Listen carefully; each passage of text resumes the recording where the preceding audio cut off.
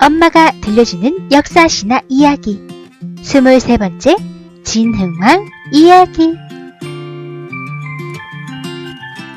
540년 지증왕의 손자인 진흥왕이 실세의 어린 나이에 신라의 24대 왕이 되었어요. 진흥왕은 너무 어린 나이에 왕위에 올라 어머니인 왕태후 김씨가 섭정을 하게 되었습니다. 섭정이란 왕을 대신해서 정치를 하는 거랍니다. 이 섭정은 진흥왕이 18살이 되어서야 끝이 났다고 합니다. 544년 법흥왕 때 2차 돈을 기리기 위해 지어지기 시작한 흑륜사가 진흥왕 때에 완공되었다고 합니다. 누구나 승려가 될 수 있게 하라. 아직 어린 나이의 왕이었지만 진흥왕은 현명했습니다. 그리고 진흥왕의 장수인 이사부는 지혜로웠어요. 그래서 둘은 한 쌍의 콤비. 이듬해 이사부가 진흥왕에게 말했습니다. 후손을 위한 책을 만들어 보심이 어떠십니까?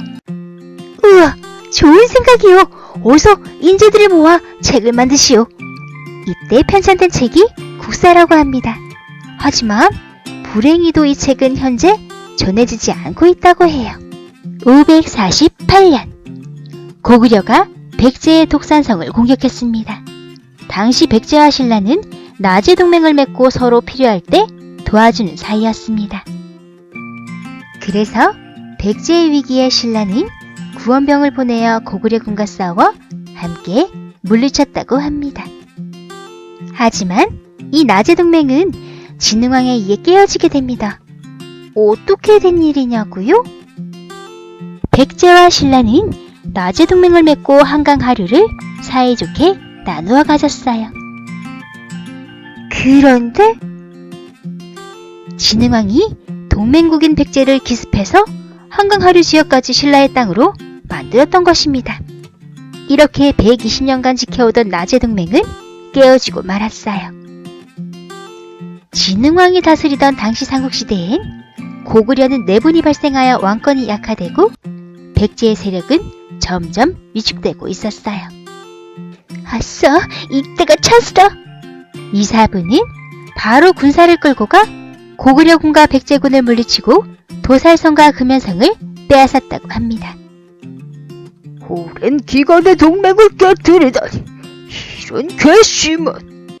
554년 백제의 성왕은 대가야와 외의 군사까지 끌어들여 신라를 공격합니다. 하지만 백제의 성왕은 관산성에서 신라군을 공격하다 그만 전사하게 됩니다. 그리고 한강 하류는 영원히 신라 땅이 되고 말았습니다.